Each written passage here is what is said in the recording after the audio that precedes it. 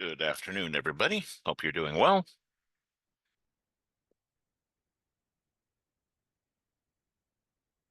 One moment while I'm loading up the course schedule on my side.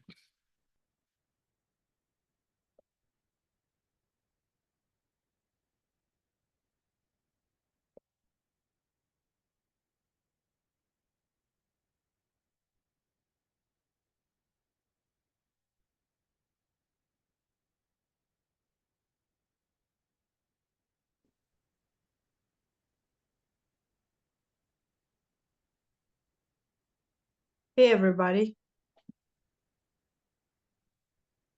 Hi, Dr. Zuka. How are you? Doing okay, thank you. It's been an adventurous day as usual, but I'm great.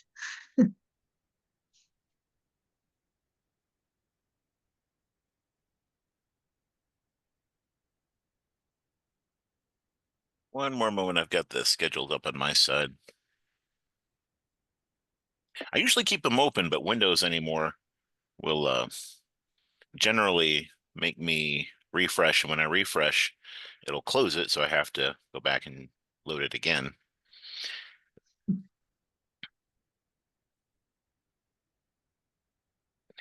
All right. I think I've got everything on my side. So hope everybody's doing well.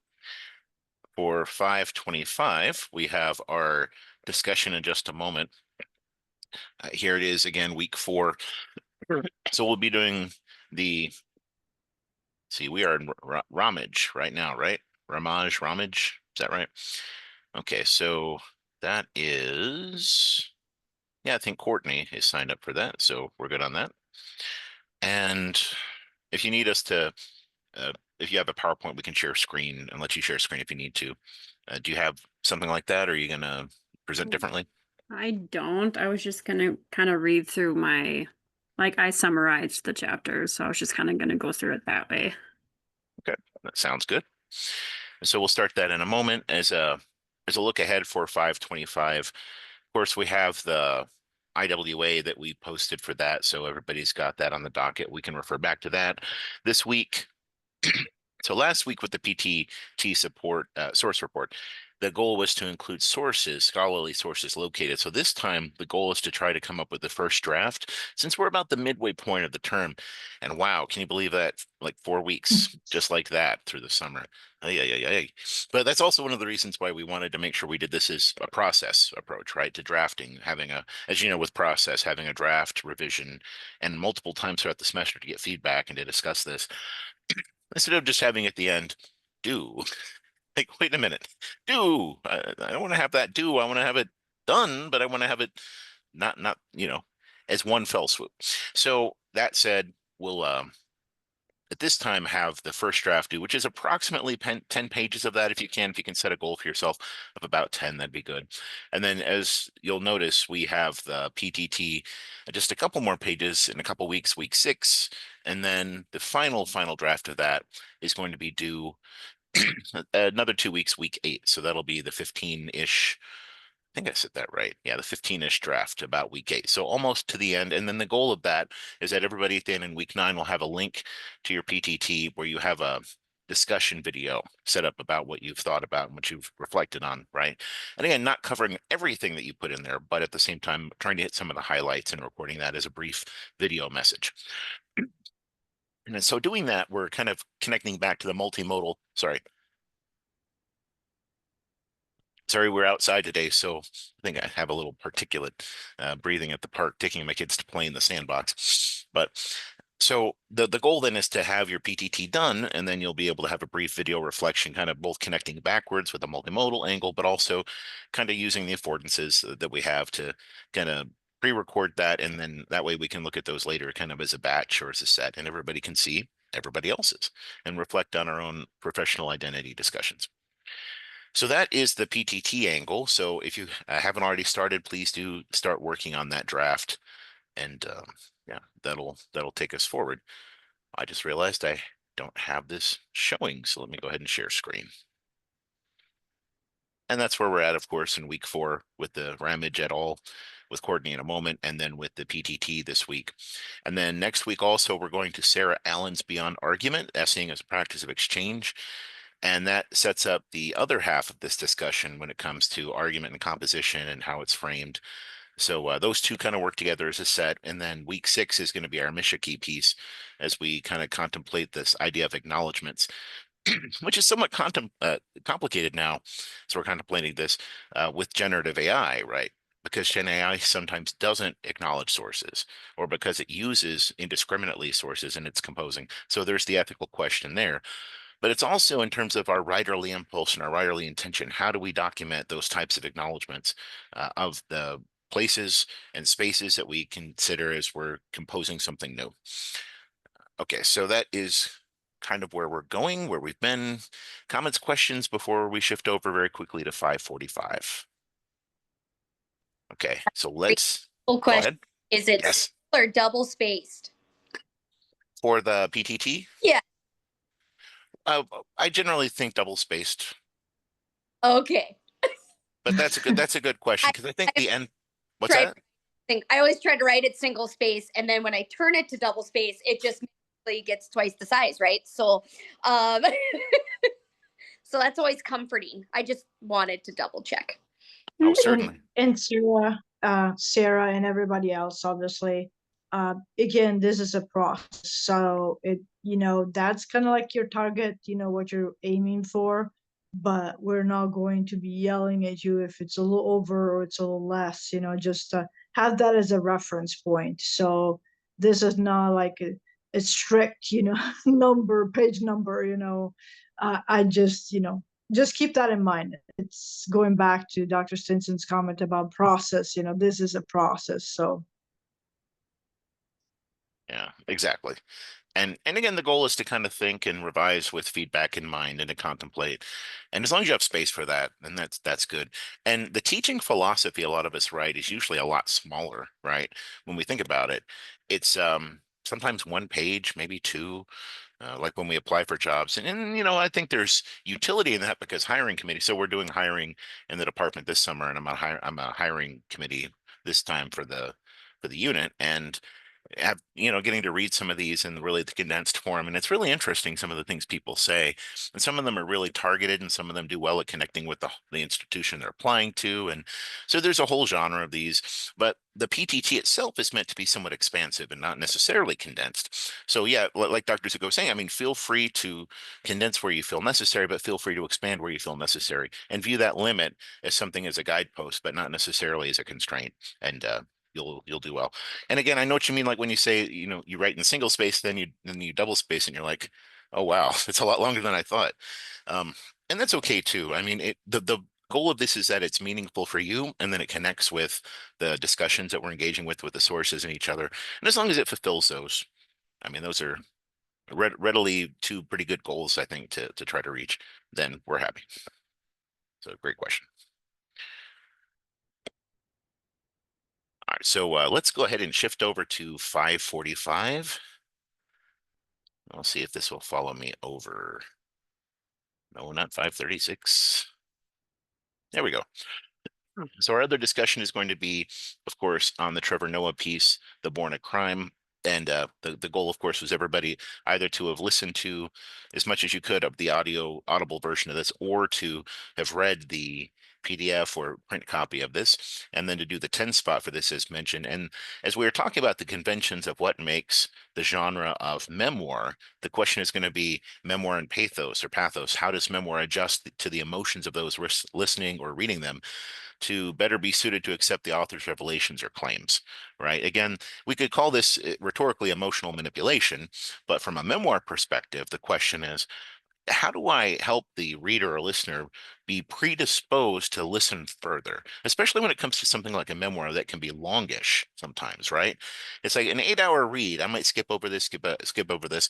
But if there's something that the author does particularly well that draws you into the discussion where you want to hear more, what is it? What is the strategy that they're using? And again, the goal from a craft standpoint is, well, that's how they're doing it and it works. So I'm going to use it in my own memoir if I can, if it seems workable, or at least consider how it could work. So anyway, that's where we'll kind of shift gears in a couple minutes when we switch back over. So there is our timeline there. And just as a reminder, the next week we shift back over to that craft discussion under the breaking ground on your memoir, the craft, inspiration, and motivation. So it's again another toolkit to consider more of those craft strategies and things that we can do in our writing. And we've considered a lot of little, the 5 out of 10, the Trevor Noah, the Abelard, of course, a lot of these little examples. But what is it that we can take away from these particular strategies as we're thinking about, I want to try this or this or this, and to try to make a short list for ourselves of things that we might want to try as we're writing, even consciously or unconsciously. So that's kind of the goal. Okay, so let's shift back over. And we are in there. There we go. So Ramage et al.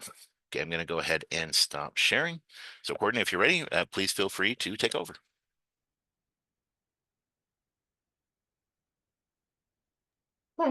My kids just busted in after swimming, so can you just give me like 2 minutes? Just Oh, of course. okay, thank you. I'm sorry. No worries. We'll converse. Converse. I'll drink water.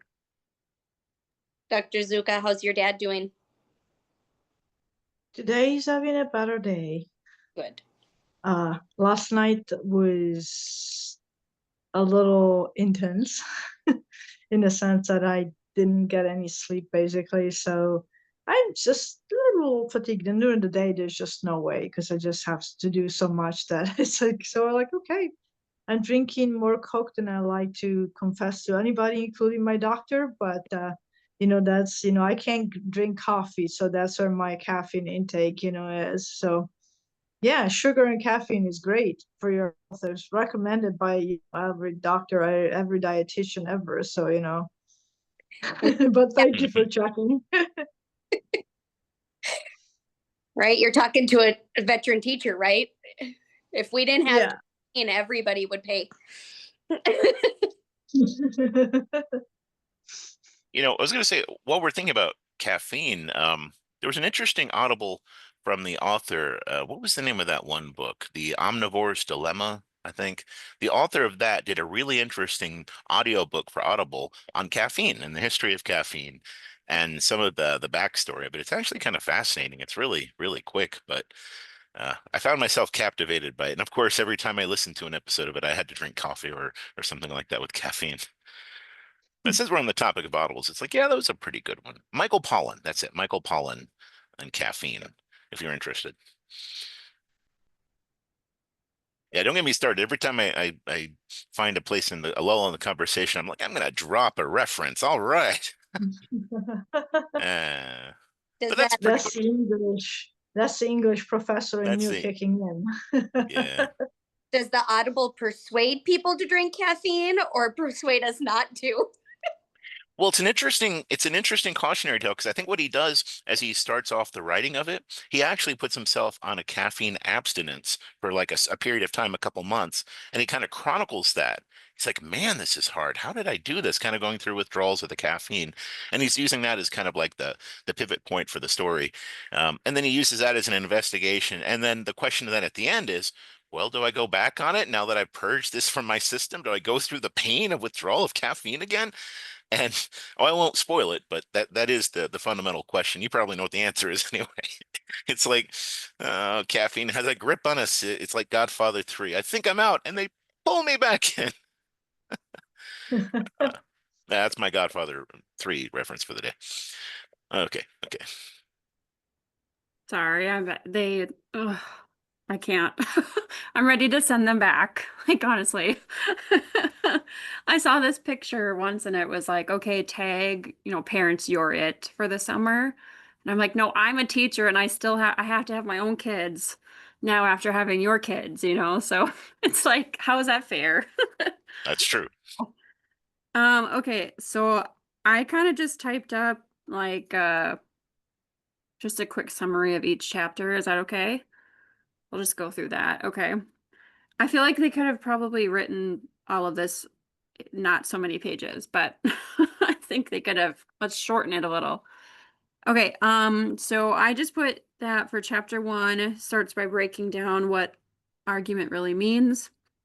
beyond just fighting or debating with somebody. It explains that argument in writing is about persuading someone using reasons and evidence. The key idea is that arguments are everywhere, ads, politics, conversations, or just in everyday discussions. This chapter encourages us to see argument as a way of thinking critically and communicating clearly to make a point that matters. It also touches on different types of arguments, like appeals to logic, emotion, and ethics, which is something I go over with my students quite a bit. Chapter 2 then breaks down the parts that make an argument, which I think are similar to what makes really any sort of essay. Your thesis or what you're trying to prove, your evidence, facts, examples. And I talk with my students too about kind of what kind of appeal they should use for certain things. And then what was my other thing? Obviously, looking at rebuttals or addressing the other argument, I always find that one kind of the hardest to do. And it says essentially a toolkit for building a strong argument, which is very important in writing. Chapter 3 teaches you how to look closely at other people's arguments. It's about being a smart reader who can spot strong and weak points.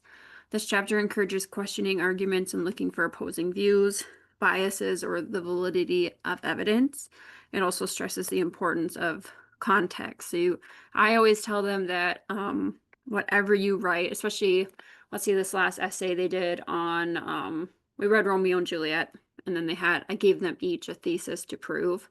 And I said, everything you write has to mean something. It has to prove your topic sentence. It has to prove your claim or your thesis. Like, it can't just be put in there and mean something. Okay, you have to show how it means something. Let's see. Chapter 4 is about research and sources, how to find good information. Obviously, you can't just cherry pick information and just make it fit how you want it to. Also avoiding plagiarism, obviously, that is something that sometimes is difficult to do. Obviously, citing correctly is important, also gives validity to your argument. Where am I at? Oh, chapter 5. I'm tired.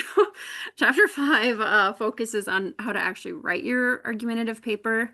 It walks through planning, drafting, revising, all of those things. Yeah, it's about writing a clear thesis statement and using topic sentences that makes your paragraphs flow into each other. It's important to look at your tone and style, how to sound confident, and still connect with your readers. Let's see, chapter 6 helps us understand that arguments aren't just written. This chapter explores how images, videos, other type of media can also help you with an argument. It explains how visuals can persuade in different ways, especially emotions. I had my students they had to do a billboard project, and I gave them each a brand, and then they had to use ethos, pathos, and logos for show how they would use it, appeal to an emotion or whatever it was. It was very interesting. Some did not understand the assignment, I don't think. So anyway, let's see. There's some ideas in there on how to combine words and visuals, and then think critically about the arguments made through the media that we see every day. Obviously, everything we see is trying to convince us of something. It's just trying to figure out how they're doing it.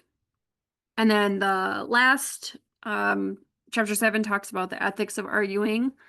Reminds us that making an argument isn't just about winning, but also about respecting other people, being honest, and still using good evidence. It warns against manipulating people or fallacies, lying or tricking people, or ignoring the opposing view. So you might not agree. Obviously, you don't agree with the opposing view, but it's still nice to have a conversation with somebody who doesn't agree with you and still just be respectful. Like, those are kind of fun. And then the last part, the chapter encourages you to be a responsible arguer, someone who helps others understand and grow, not just someone who wants to win or to beat them at an argument. So I guess that's kind of what I took from the chapters. I felt like it's very simple information, but also just I feel like stuff I work on, so it's like validating of stuff that I've done. I did come up with some for each chapter, just kind of some discussion questions that you could do for, excuse me, for those students, just to get them thinking, like, for the chapter 1, or like, what is argument? Like, think about, I could ask questions like this. Think about how you argue with your friends or family. How is that like or different from what this chapter describes? Or how would we argue differently with, like, if I'm arguing with my uncle, I'm probably not going to have a citation of some source in my mind. Like, how we still have to have some kind of evidence. For chapter 2, I put, can you think of a time when you made a claim but didn't have good evidence or didn't address the other side? Let's see. For chapter 3, I put, try analyzing an advertisement or an opinion article. What's the main argument and does it actually hold up? Have you ever, or chapter 4, have you ever used information from the internet in a paper? How do you know if it's trustworthy? What's the hardest part of writing an argument for you? Is it getting started, finding evidence, or explaining your ideas? Think about a commercial or infographic you saw recently. What argument is it making and how do the visuals help you? And then for 7, for the ethical issues, I put, have you ever noticed when someone used a trick or unfair tactic in an argument and how did it feel? Not to get into politics, but I'm very conservative and my uncle is like liberal. And so he argues on Facebook all the time and it's honestly free entertainment for me, but I'll always post just something silly. But the thing he always says is, oh, way to deflect without actually answering like your question. So I feel like, I don't know, he's not very good at arguing, but that made me think of him. So I guess that's what I had. It's a lot of information, but I hope that's enough. Yeah, I think this is a really good start in terms of the overview of the content. And it is meaty, and it does make me wish when I read through a text like this or even review it, it's like I really wish there was some more bullet points or highlights or something that would help as a navigational tool to kind of get through some of these, because it does get a little thick in terms of the discussion. And granted, that's academic writing, but even as a professor, somebody who teaches and reads a lot of stuff, it's like even then I'm like, come on, break it down. And so I think that really did an effective job of breaking it down in terms of a lot of the main points, some of the big issues, and some of the really helpful discussion questions that kind of draw some of that out. Was there a question that jumped out at you from your list that you'd like to discuss in terms of our viewpoints? And I want to follow up with that because the assumption is everybody looked through the introduction, read the introduction, perhaps another chapter. So hopefully we can kind of contextualize that a little bit, both in what we read and what we do perhaps in our own work. Anyway, if you just want to throw one of those out and see what you think.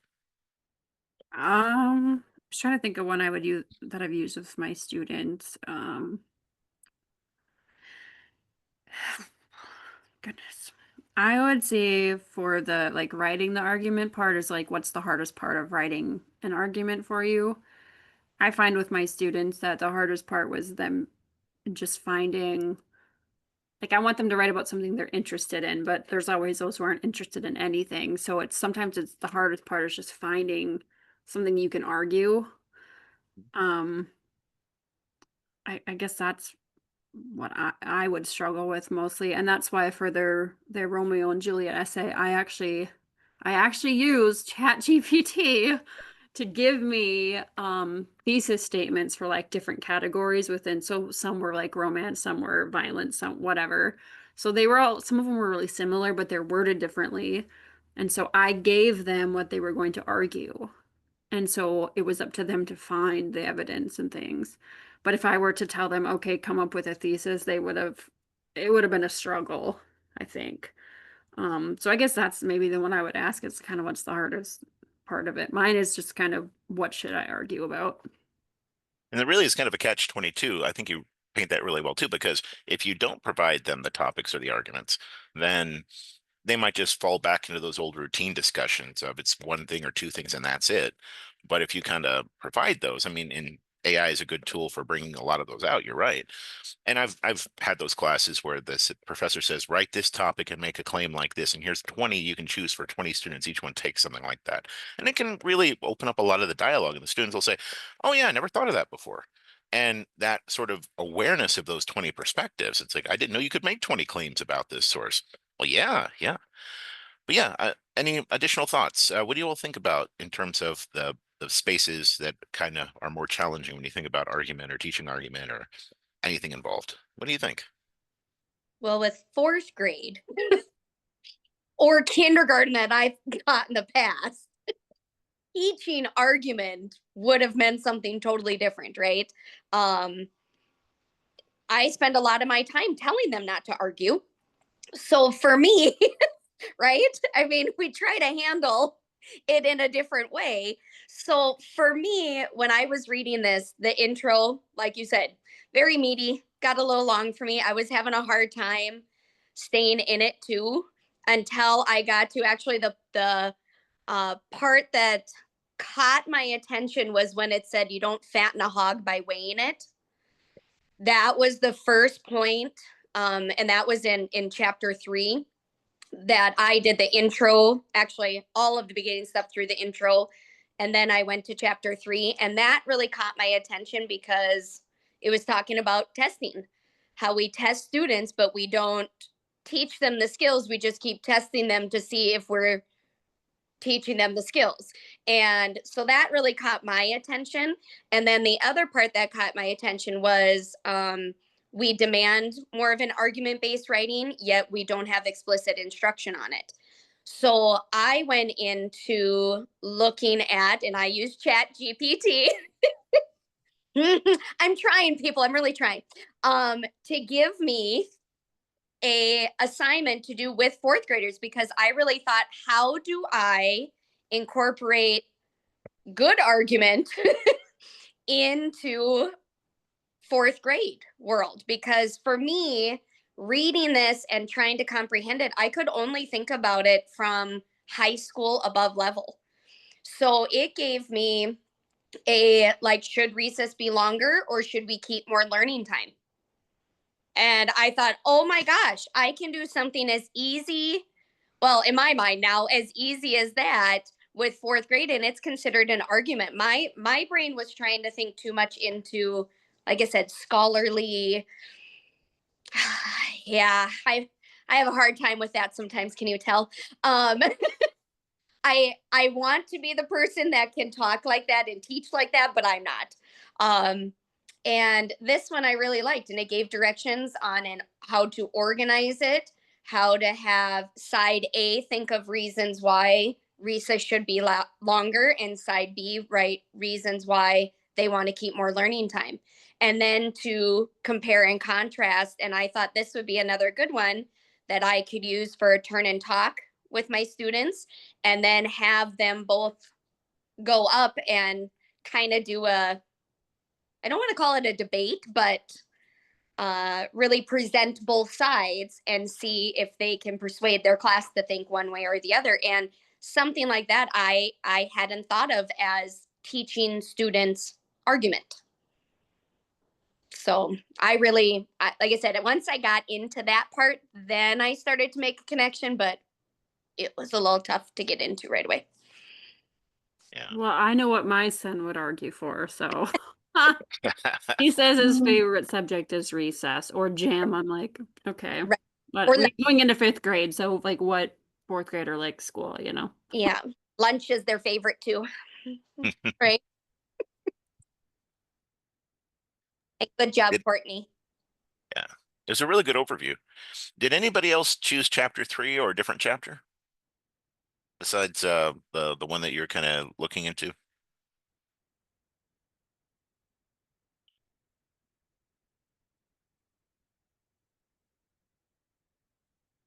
I'm gonna say I've got my own AI connection here in just a moment. I didn't want to jump over anybody else who wants to step into this too, but this would be a convenient time if you jumped into a different chapter to feel free to make a connection or anything like that, and that's totally cool. And you can also kind of do this in the forward thinking, we can think about this next week, especially because these two really go well together. Oftentimes the Ramage et al. Piece, like with respect to classical argument, right? It considers a lot of the how and the particulars, but with argument, the other question is, are these even two people who live on the same planet when it comes to the perspective and background? Like you're talking about, Courtney, like with social media, right? It's like sometimes people both believe they're using a coherent argument and they're like, why isn't this other person persuaded? What am I missing? And they have a complete different set of priors. It's like, oh, well, they're making different assumptions, which means they may not accept this, whatever counts as evidence here. I mean, for me, statistics and well used statistics and valid scientific argument, they really matter. And in some cases, I'm persuaded more by an emotional appeal, but for different things sometimes. I never thought to use data and statistics on this. I never thought to use emotion on this type of appeal. But and different people are different too. I mean, that's not a justification or rationale for different. I guess what I'm trying to say is rhetorically, it works different for different people because that's usually what they've been trained to think or how they've been trained to think. So it kind of makes me think, well, what would it mean for me to try to reach across a discussion and try to talk to people who might have a different set of priors? How do I do that? So I think both of the pieces go really well together in terms of that type of discussion. And a lot of schools have considered, well, do we need, at least especially at the college level, do we need to even teach argument anymore? Maybe it should just be, assumed that everybody knows how to argue naturally. Really? I don't know. But be that as it may, there are people who really up and down will argue that you don't need to learn how to argue. Okay, so here is very briefly, and again, we have a couple minutes on this, and I think we should probably go ahead and shift over to our memoir discussion. I'm going to go ahead and, did we lose somebody? I think we lost. I think we lost Lauren. Okay, I shall probably Can I try say to one more reconnect. thing? Oh, please do, please do. I think as far as like arguing or trying to prove a point, I also think it just depends on how you talk to somebody. Like I've had discussions with people and like even students, and we'll talk about something and he didn't agree and I didn't agree, but we just talked about it. And I Mhm, think like there's some topics like you're not going to change my mind no matter what because that's what I believe. mhm, But I can still say, "Oh, okay, like I can see that." right, Like you can always find some sort of common ground with somebody, but if you're like like my uncle, if you're kind of hostile and really one-sided, like it's very hard to have a good discussion with those kind of people. And there just are those people, but I just think it all depends on how you come across, like how you are. That's what I right. think. And I think that's a really good point too. I mean, because at the end, it doesn't necessarily matter. I mean, we believe what we believe in terms of it's important to me. I believe it, so it's important. But it really doesn't matter in terms of that. As long as people are looking for that common ground, they can usually find that space, and they can say, "Oh, well, you're just saying this. Okay, I may not agree, but okay, that's fine." But yeah, I mean, once it gets to the point of a formalized debate, the irony is that in most formalized debate situations, they're denying each other's propositions, they're going after each other, and then it gets personal, and it's like, no, focus on the points, discuss that. That's what people want to hear. And then the question is, usually you hear two sides, and they say, well, who was persuaded by this person? It's usually the same people who came in with that perspective. And then the other side, they're persuaded by the other. So nobody changed their mind. Okay, bye. It's like, well, that was interesting, but maybe people who read like the proceedings of the written debate version of it might, but debate doesn't always change people's perspective just for that reason. And I think the book kind of makes reference to this too. There's two schools of thought when it comes to different approaches. One is the Rogerian approach, and one is the Toulmin approach. And both of those kind of look for that common ground, right? And say with Roger in spelled like Roger, I think Roger, and then Toulmin, both of them say, okay, what are some places that we can find that place for agreement, and then build our discussion around that. And a lot of English textbooks, especially, have tried to start using that. If it does teach argument, it does try to incorporate some perspectives of either Roger or Toulmin or both. I use writing analytically in my first year writing, and that directly quotes both of them. And it asks the students to go out and construct an argument paper that kind of does one of those. So if you're interested in Toulmin or Roger, we can kind of look into that as well. But it is an interesting can of worms that happens when people start. And I did once in a first year writing course, I did do a classical debate just to convince myself I probably should investigate this a little bit more. And I did the formal debate. And at the end of it, the students were like, wow, why am I mad at the other group? It's something very simple. And the other group says, yeah, it's like, I can't believe we got that heated. And it's like, well, yeah, but we need to make some concessions. We need to view some alternative options. And so anyway, it kind of got me thinking about ways to kind of give more into the Toulmin or Rogerian approach and say, what if I could do exactly that? Try to find common ground. Okay, so here is the piece here. And again, Notebook LM is one of those tools that we've talked about on the AI side. So as you're digging into the, hang on a sec, I need a drink of water.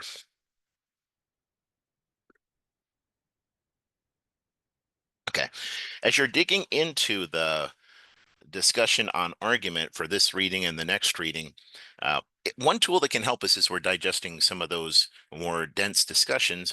So what I've done here is while we were setting up class, I set up this brief page. So a Notebook LM, has anyone used it already? Notebook LM?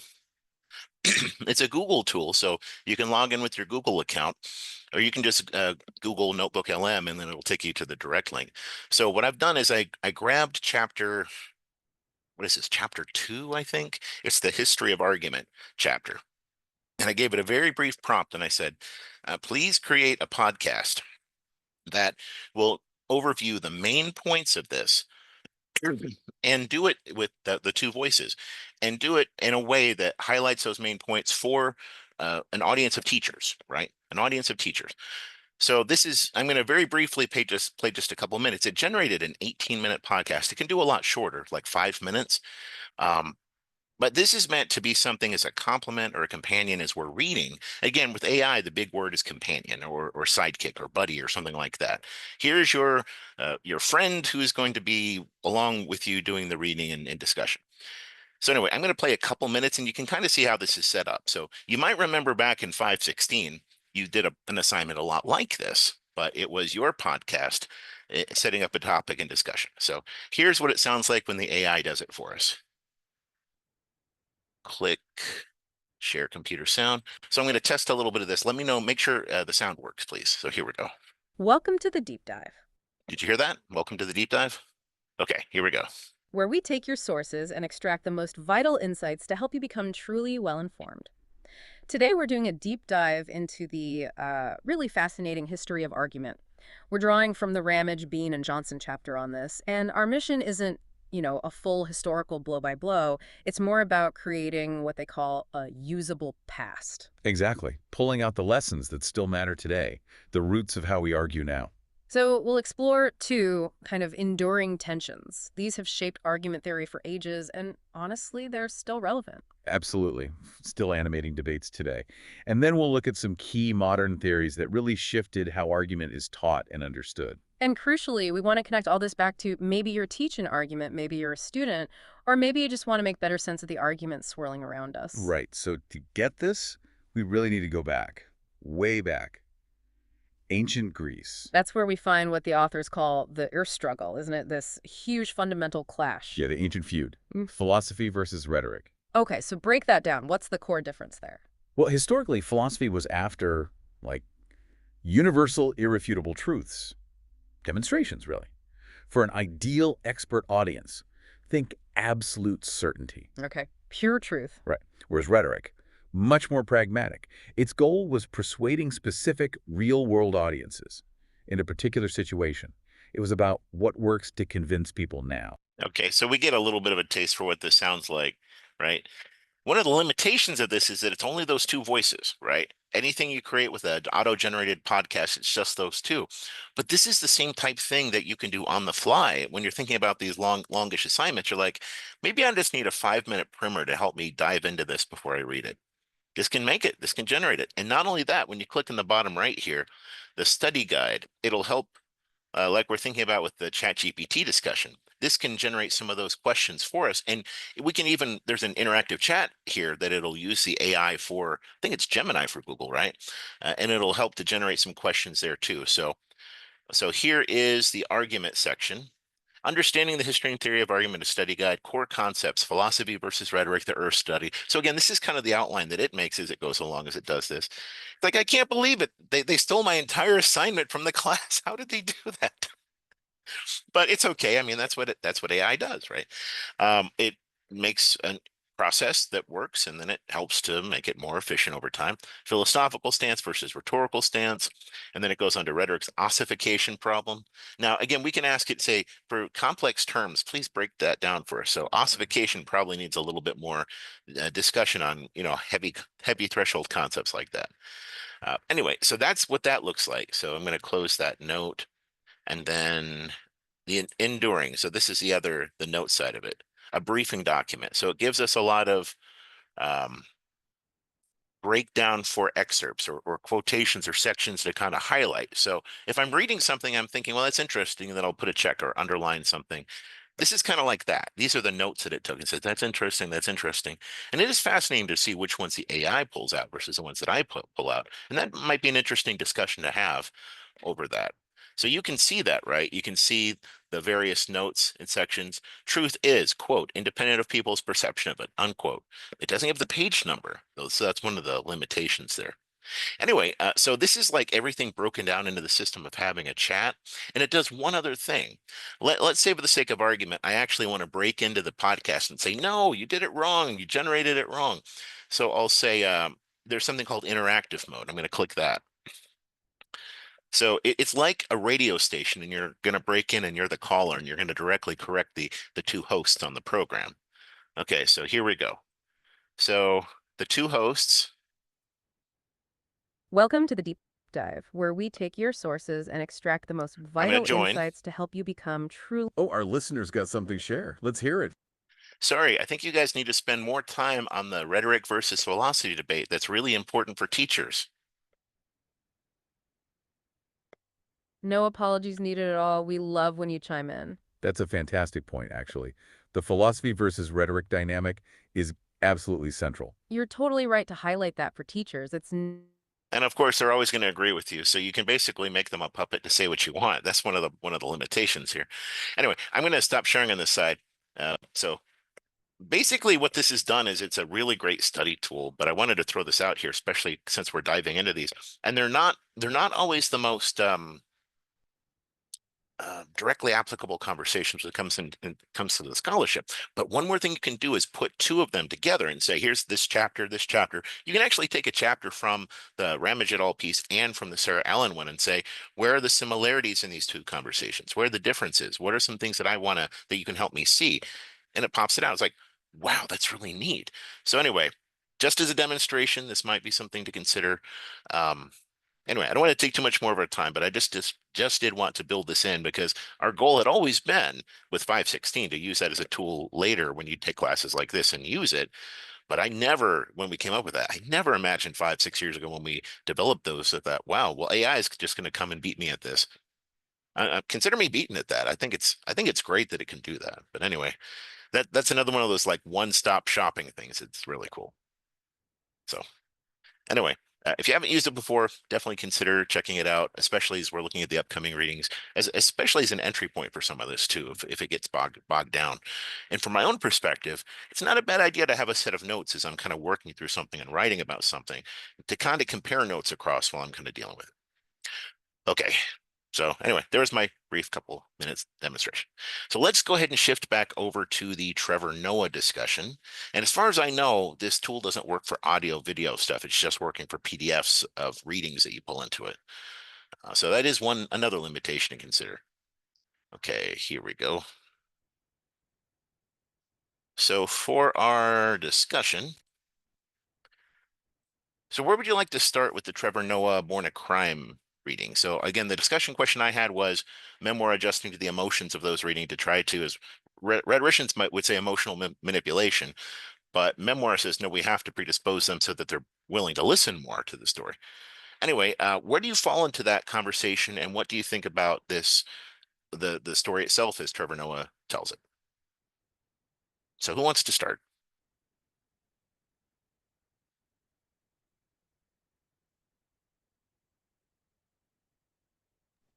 I turned my phone and now all you can see is my my hand, sorry.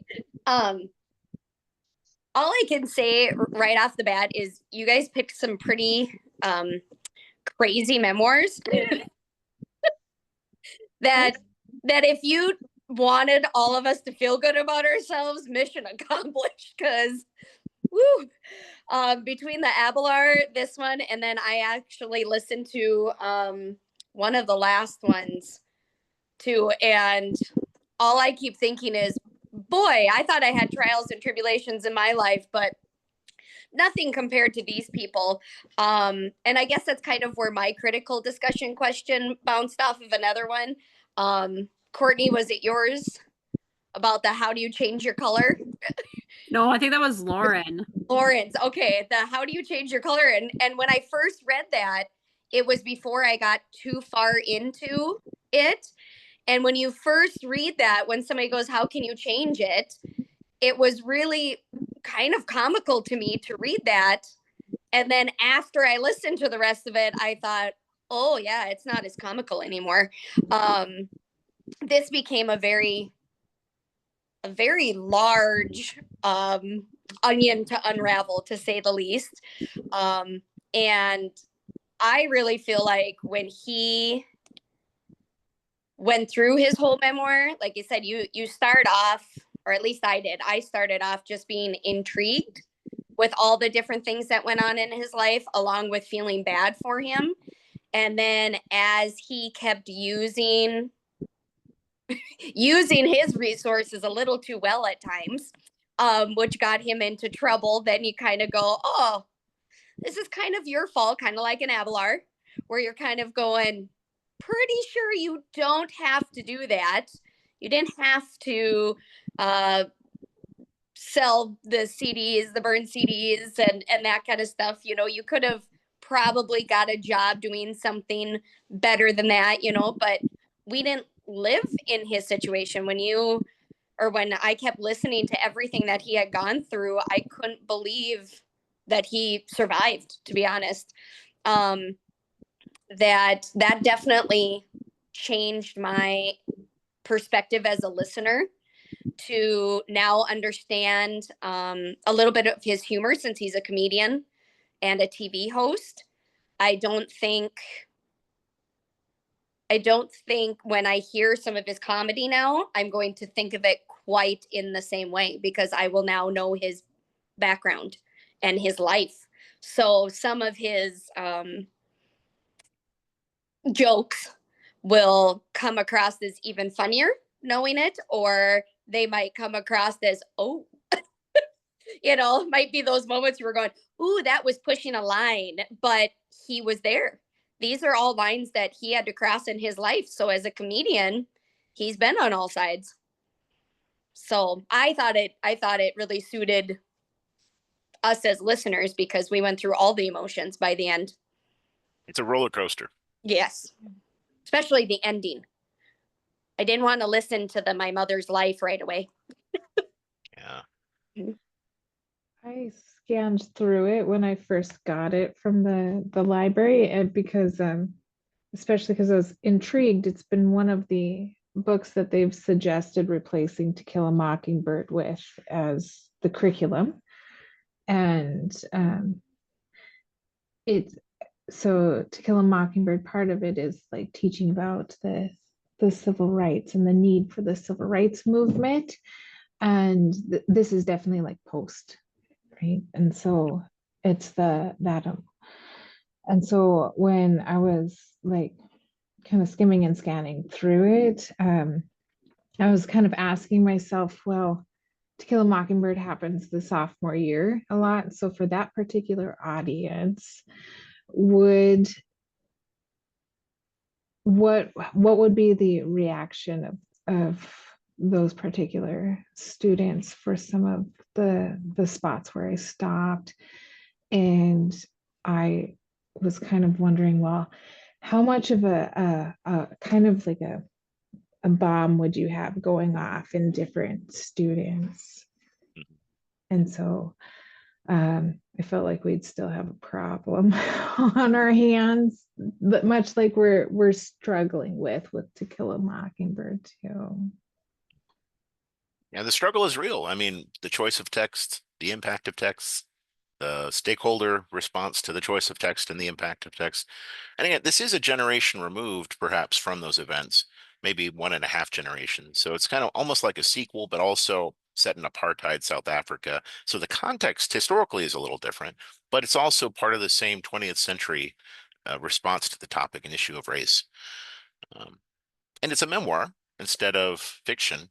So it's a different genre, lived experience. And we've also got the issue where if you read the print copy or the ebook copy versus heard the audio copy in the author's own voice, there might be some distinctions. And he did give some pronunciations, right, of certain words in a key way, where if you're reading over it, you might just read the word, but the way he kind of pivots with some of those words seemed really. Did you notice that too? Like there were certain words that he kind of clung to with the way that he pronounced them. Yeah, he had almost like it didn't, I don't know if it's like a British accent, but he had like because I listened to it, his accent is, I kind of like it. He's got one of those voices you could listen to, you know. You girls know what I'm talking about. But oh gosh, if you ever got rid of To Kill a Mockingbird, that's one of my favorite books to teach. Don't think I've ever had students not take something from that and enjoy it. But this one, I don't know if you could swing it just because of the language. I think the content itself is fine because kids read all sorts of stuff, but just with there's quite a bit of swearing, which at some points I'm like, did we need a swear? You know, I'm kind of one of those people who like you don't always need a swear word to get your point across. I'm a So prude. I'm a I've prude never heard myself. Yeah. of that, I guess being wanting to be in a school, but I'm also in small town North Dakota, so I don't know. But I definitely don't. If someone were to ask me, should we have this book, I'd probably say no.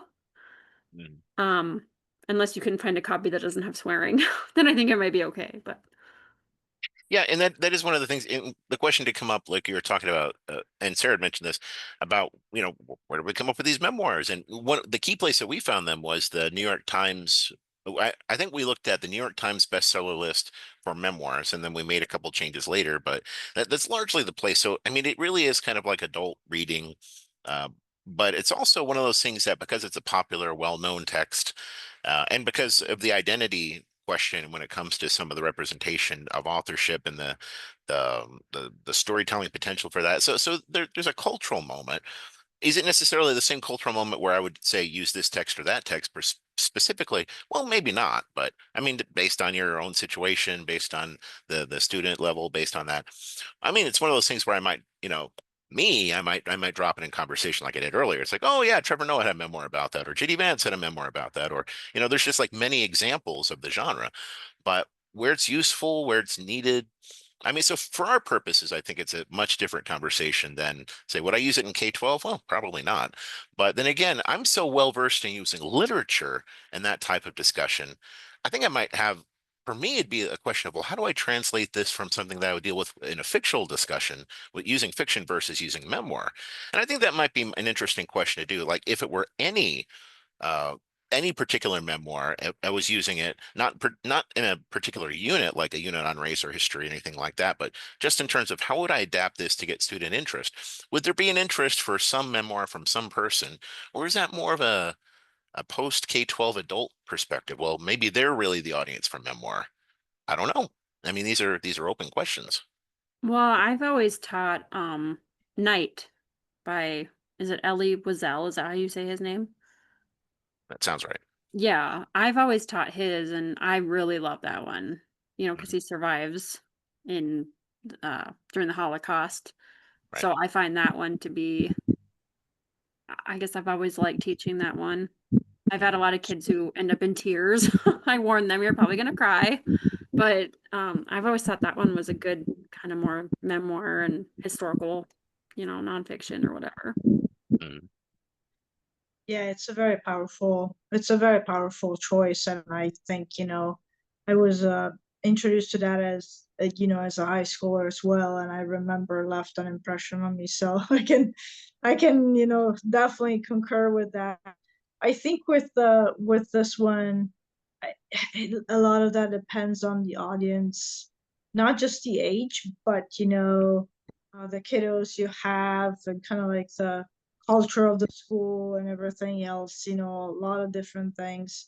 I think that there are a lot of modern topics, and just the idea of passing, going back to the changing colors and how it's perceived and everything else. I think that there is a lot that can be brought up from that conversation.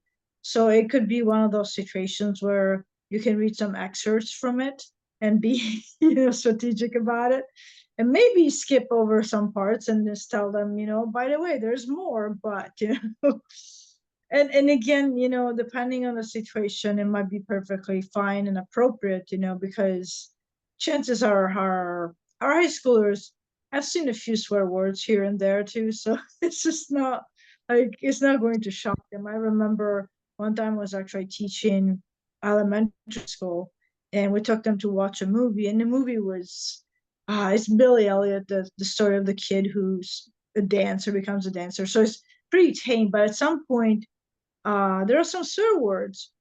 And as we're walking out of the movie theater, one of the kids said, well, there were all those bad words. And I said, were they new to you? And they looked at me and said, no. And I said, well, so what's the big deal? It's like, sometimes you also have to challenge, how they look at stuff. But again, we had pretty much freedom, from, the school, from the parents, a lot of support, so there are a lot of factors. But yeah, it's always a balancing act as an educator, that you can push it a little bit, but you don't want to push it so much that they actually get pushed back, so. Maybe Yeah. like Kids Bop will come out with a clean version. Mhm. I'm like, you might as well just say the bad words at this point. It's more enjoyable. Yeah, sometimes I listen, I hear those things in passing, and it's like, wait, that's still kind of an interesting message behind that song, don't you think? It's like you changed the word, but wow, you're letting You can change the word, but the meaning is still there. I'm a prude, I'm sorry. But I see that. I I'm like, can be too. I But- did have a person who had taught before me who went and like took a Sharpie to that's a lot of time. That is a lot of work. But in order to be able to teach a book that was good, but but it is on one of the options for some of the schools. But it depends on again, perhaps some of the inner cities. The Hate You Give is also on that one, and I did buy that one to offer because I was asked to find something else. I read the first 2 pages, and it was, there's first couple of pages, and there's a police shooting in it, and I haven't finished the book because I know this isn't going to go well, so it's, but it is, I'll admit it's a challenge. It was just where I was looking at the book from. yeah, and then publishers look at that from a marketing standpoint to sell the copies, and then teachers, we look at that from a pedagogical standpoint. How am I going to use this? How can I develop a lesson or a unit around this? And what's my response to it? So there's a lot of factors when it comes to this. And then even turning that around and saying, okay, well, students in your own lives, or you're even just doing like a personal narrative or a personal statement, using the older lingo based on, tell a story from your life that does this. So some of that can bring up a lot of interesting points, but at the same time, some of it's like, wow, this is really, I mean, it mirrors a lot of the conversations. In what way does your life so far mirror the conversations in this book? In some cases, students have a hard time making those connections. And sometimes for some students, it's a lot easier because, yeah, I lived through something like this, they might say, based upon their own identity or experience, it might be a factor. One of the conversations that we wanted to draw from this also, because this is a pretty extensive reading or audible, and it also is something that really uses humor to good effect. Not everything is funny, but this is a comedian. Where do you think the craft as a tool using comedy or using humor, what role does that play in your understanding of how Trevor Noah used it, and how do you see that working as something that you might write in your own memoir? Do you think that's a tool that you might consider leaning on somewhere, and if so, how much you use it?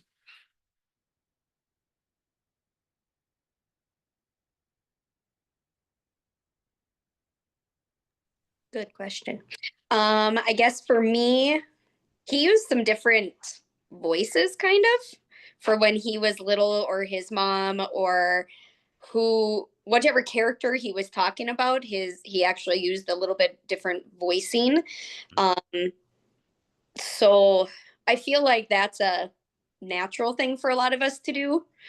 Like when I mentioned my son the other day and what his voice sounds like.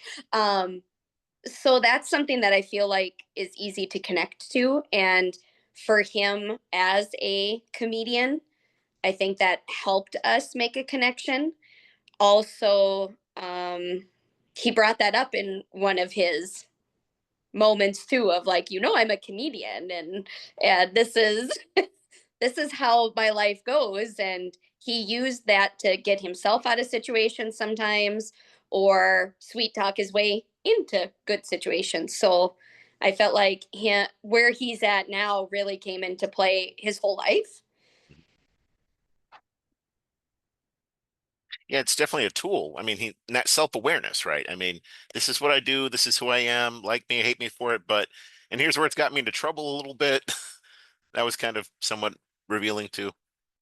What do you think? What more thoughts? What do you think? I mean, I personally am trying to put humor into my memoir because it's like, it's how I, some people say it's how you deal with your trauma, is like, you just sort of, it's almost like just finding the good in every situation. I think it's like, okay, I survived this. It was awful. Like, how can I, how can I make it not so heavy, even though it is? I think, I don't know if that's a good answer or not, but I don't know. I try to, I might as well just laugh about it. Like, I'm alive, so I can. So I don't know. It is a good answer. I think the tricky part is that we want to recognize that something is serious and is, something that affected, us or somebody else deeply. But I think that all of us, to a certain extent, not obviously to Trevor's extent, but we do use humor sometimes to kind of like let some of the stress, go. And like with my dad, right now, which sometimes can be intense. I will just crack a joke, in the middle of a very serious situation, and we'll start both laughing about it. And why? Well, because it just helps, because that's how humans sometimes deal with that.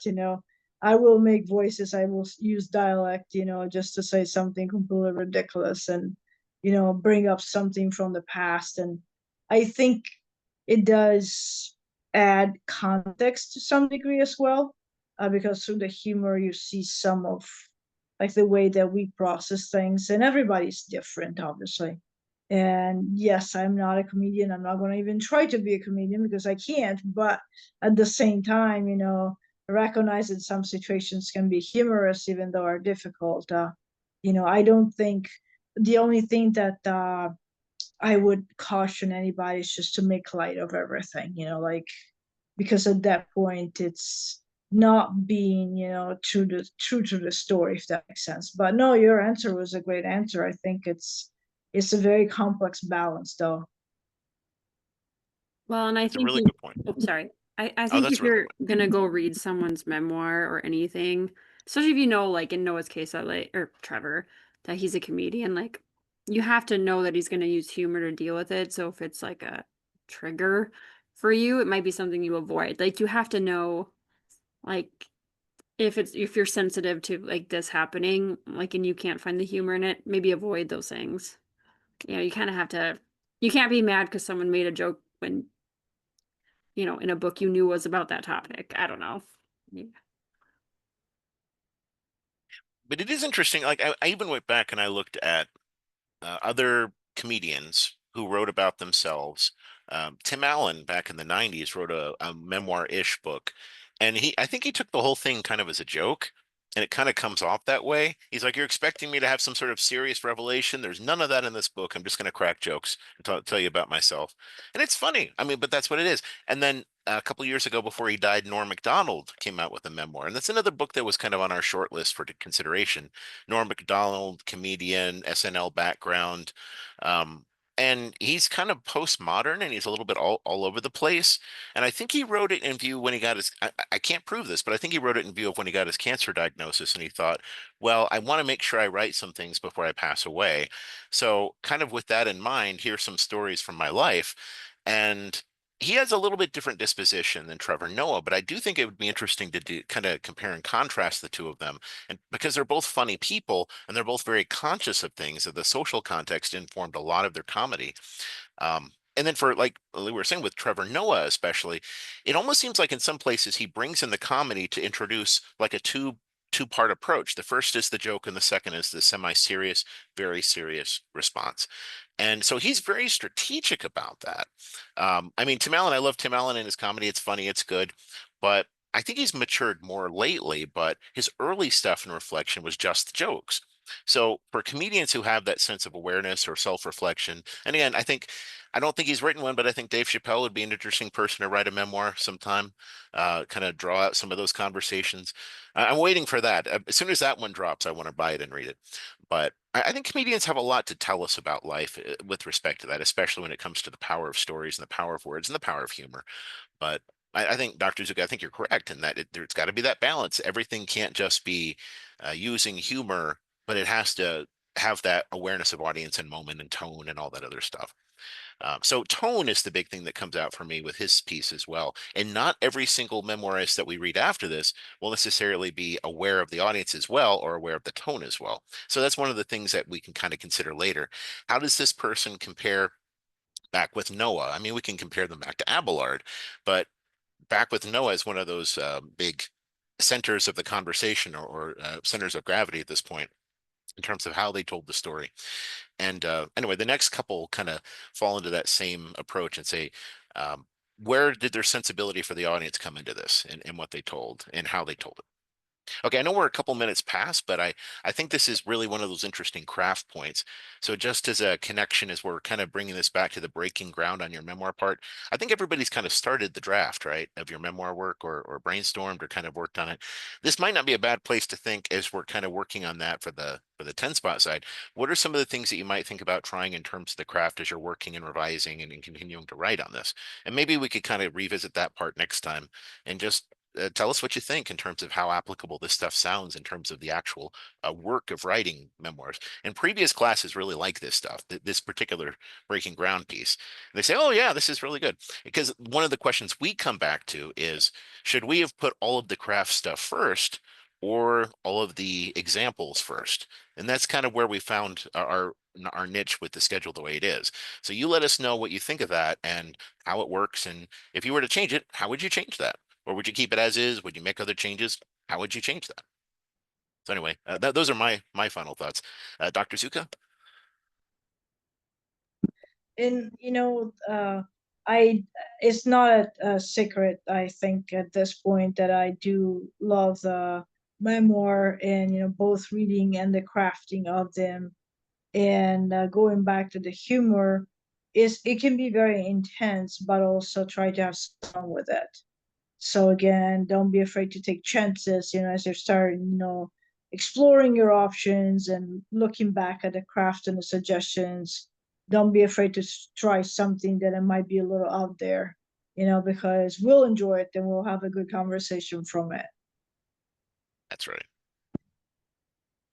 Final thoughts, everybody? Final questions, thoughts, observations before we go?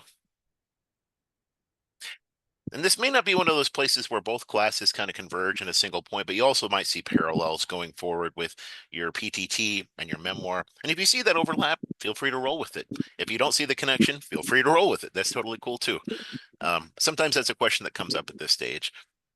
But thanks everybody for being here today. We appreciate everything you do, everything you've done for the conversation. And as always, please be in contact through the week and let us know what we can do to help as you're drafting and writing and revising. And that said, have a good rest of the night and we'll see you then. Bye. Have a good weekend, everybody. You too. Thank you. Monday, but we see each other till Monday.